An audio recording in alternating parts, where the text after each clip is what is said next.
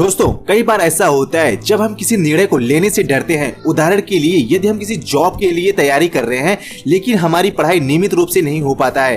कई बार ऐसा लगता है कि मानो मैं यह परीक्षा निकाल पाऊंगा भी या नहीं, और यही सोचकर हम उतना समय पढ़ाई पर नहीं दे पाते हैं, पूरी तरह से फोकस भी नहीं कर पाते हैं। लेकिन फिर हम यह सोचते हैं कि आज जो मेरे पास समय है, मौका है पढ़ने का, कुछ बड़ा करने का, यह कीमती समय कभी वापस नहीं आएगा। बस थोड़ी सी मेहनत से और आराम से अपने सपने को कभी पूरा नहीं कर सकेंगे। तो दोस्तों, आज की कहानी हमारी इसी बेस पर आधारित है। चलिए आज की कहानी पर आते हैं। एक बार एक बच्चा अपने पिता से पूछता है, पापा आखिर महान शब्द का मतलब क्या होता है? मैंने बहुत सी जगह पढ़ा है कि वो व्यक्ति महान था, उसने ये किया, उसने वो किया। आप मुझे बताइए कि महान लोग कौन होते हैं और वे कैसे बनते हैं? पिता ने कहा, ठीक है। पिता ने बेटे को महान शब्द का अर्थ समझाने के लिए एक तरकीब सोची। उन्होंने बेटे से कहा, चलो 2 पौधे लेकर आते हैं, एक को घर के अंदर लगाते हैं और एक को घर के बाहर।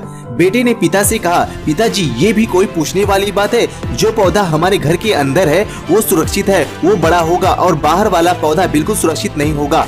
उसे बहुत सारे मौसम झेलने होंगे, उसे कोई जानवर भी खा सकता है।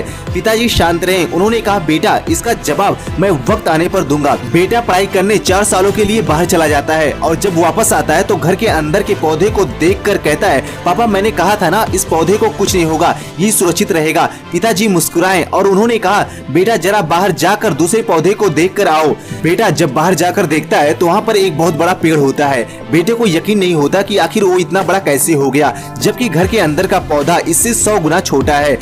पिता बेटे को समझाते हैं कि बेटा ये पौधा इसलिए इतना बड़ा बन पाया क्योंकि इसने हर मौसम का सामना किया, हजारों मुश्किलों से लड़ा है।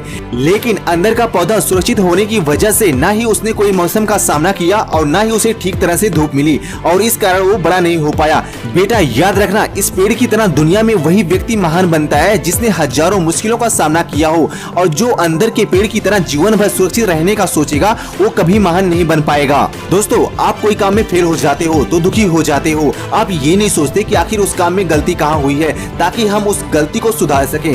अगर आप भी बीच में हार मान लोगे तो अंदर के पेड़ की तरह आप भी अपने जीवन में बड़े नहीं बन पाओगे। महान लोग महान बनने से पहले बहुत बार फेल हुए हैं, उसके बाद ही वो महान बन पाए हैं। अगर आप फेल होने के बाद भी अपने काम के लिए अड़े रहते हैं तो आप समझ जाओ, आपको महान बनने से कोई नहीं रोक सकता।